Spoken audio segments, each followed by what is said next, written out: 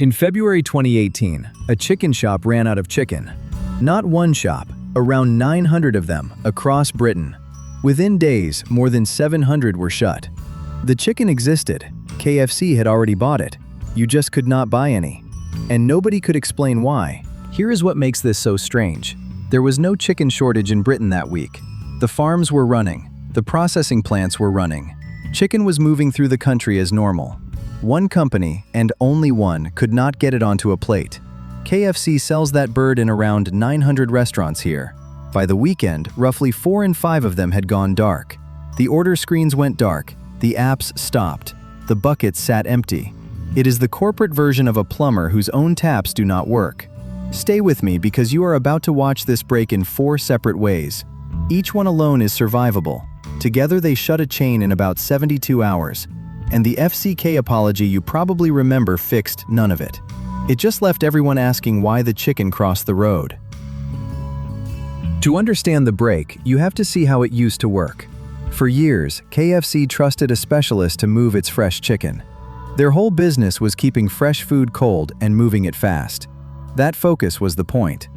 That firm ran deliveries from 6 regional depots spread around the country. Think of it like 6 local post offices, not one national hub. If one depot had a bad morning, the other 5 still ran. 6 depots meant 6 chances to get your dinner on time. Every restaurant sat close to a depot, so every route was short. It was not glamorous, it just worked, every single day. Then KFC decided it could do the very same thing cheaper. In 2017, KFC signed a new contract. It handed the whole job to a global delivery giant, DHL, with a partner. 6 depots became one brand new warehouse near Rugby in the middle of England. From that single door, DHL would now feed the entire country. The projected savings were real. Fewer buildings, fewer trucks, one system. Think of the money on the table. 1 lease instead of 6. On paper, you would sign this too. The pitch would have sounded responsible in the boardroom. Modernize the network, trim the overhead, impress the board. On a cost sheet, 6 buildings simply look like 5 too many. Now watch how they turned it on. The old network switched off, the new one switched on. Same night. No overlap, no parallel run. There was no soft opening and no trial week. In a safe changeover, you run both systems together for a while. The new one proves itself while the old one still catches the failures. KFC skipped that step entirely. It is the logic of canceling your home insurance because the house never burned down. It is like buying a new phone and selling your old one the same day, without ever moving your photos across. Every driver was new to the routes. Every route was longer than before. On the first morning, the single hub jammed. Lorries backed up outside a warehouse that could not clear them. Chickens sat in the yard while restaurants 100 miles away sat empty. Here is the part you were not told. Fresh chicken has a shelf life of days, not weeks. You cannot stockpile a product that expires this week. So nobody keeps a big backup stock. There is no cushion. Every restaurant lives on the delivery that lands that day. Miss it, and the fryers are cold within about 48 hours. Now put those 2 facts together. 1 hub, feeding everything, and no buffer anywhere behind it. It is a national dinner service that depends on 1 building having a good morning. When Rugby could not sort and send fast enough, restaurants ran dry within 2 days. Spoiled stock then ate the space and time the hub did not have. This is why the chicken existed the whole time and still never arrived. It was bought, it was in the building, and some of it was quietly rotting. By now you might be thinking, just switch back. They could not. This is the 4th trap, and the cruelest one. The old network was already being dismantled as the new one launched. The 6 depots were closing, the routes were gone. There was no old system left to return to.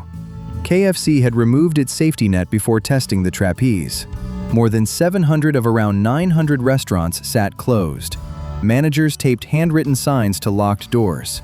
You may remember the apology that followed, the famous FCK ad. They rearranged 3 letters on an empty bucket and said, "Sorry." It was clever, it was honest, and it won every award going. It also moved exactly 0 chickens. The real fix was not the ad, it was the shape. From March 2018, KFC crossed back the road and brought the old specialist back for around 350 restaurants in the north. They split the country again, so no single door fed everyone. I have watched this exact mistake from the inside. A few years ago, I worked with a company whose board loved to consolidate and declare cost savings. They wanted to consolidate all shared services into one single entity across the various business units. The business case was clean. On paper, it saved roughly 40% of the headcount. What the case never priced in was the knowledge gap and variations across different units. So I asked one question in that room. What is our plan for the first Monday this breaks? The silence told me everything. In the end, the whole process got messier. More people had to jump in to iron things out, and they never achieved the 40% cut they envisioned. The buffer you delete is invisible, right up until the day you need it. So what do you take from this? The lesson is not that big hubs are bad. Scale is powerful. Amazon and Toyota prove it every day. Those giants build a plan B into everything. KFC bought the savings and skipped the plan B. The mistake was scale with no fallback. Consolidation looks cheaper right up until the day it stops. One node is reliable on every normal day. The real question is what happens the day it fails? And more importantly, who has already agreed to fix it before you need them? That is the whole difference between a saving and a gamble. So here is the whole failure on one card. 1. 6 depots became a single hub, so every restaurant hung off one door. 2. The switch went live overnight, with no parallel run and no safety net. 3. Fresh stock lasts days, so there was no buffer to absorb the jam. 4. The old network was gone, so there was no reverse gear. Any one of these on its own, you survive. All 4 together closed more than 700 shops in a week. A single point of failure is usually reliable. That is exactly why you stop watching it. One last thought before you go. The opposite of this story is not another collapse. It is an obsession with the one thing KFC threw away: flow. In 1948, 2 brothers tore out their kitchen and rebuilt it like an assembly line. An order that used to take 30 minutes now took 30 seconds. They did not just sell food faster. They built a machine still copied in fast kitchens all over the world. KFC deleted the one thing that keeps a system alive and lost a country in a week. The next teardown is the exact opposite: a single kitchen, engineered so tightly it grew into an industry. If you want to see how it was built, subscribe and you will not miss it.